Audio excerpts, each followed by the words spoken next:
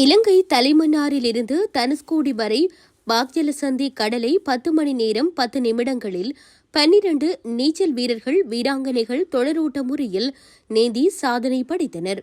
மகாராஷ்டிர மாநிலம் தானி பகுதியில் செயற்பட்டு வரும் ராம்சேது திறந்த நீர் நீச்சல் அறக்கட்டளையைச் சேர்ந்த மகாராஷ்டிரா மாநிலத்தைச் சேர்ந்த 12 நீச்சல் வீராங்கனைகள் 2 குழுக்களாக பிரிந்து இலங்கை தலைமன்னாரிலிருந்து தனுஷ்கோடி வரை உள்ள சுமார் 30 கிலோமீட்டர் தொலைவிலான பாக்ஜலசந்தி கடற்பரப்பினை நீந்தி கடப்பதற்காக இந்திய வெளியுறவுத்துறை, இலங்கை தூதரகம் மற்றும் பாதுகாப்புத்துறை அமைச்சகத்திற்கு அனுமதி கோரியிருந்தனர்.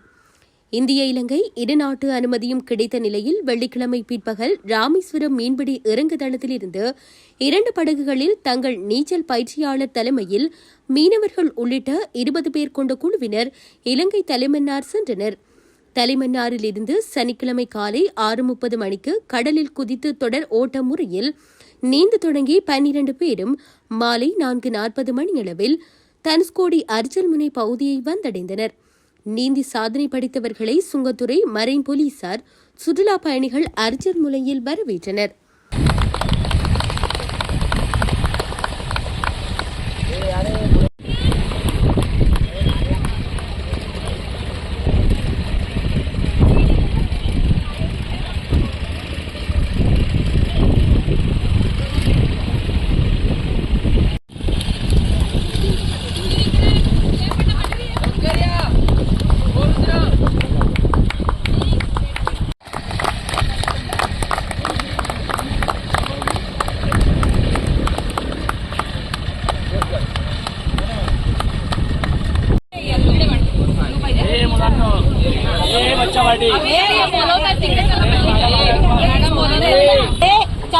शार्दुल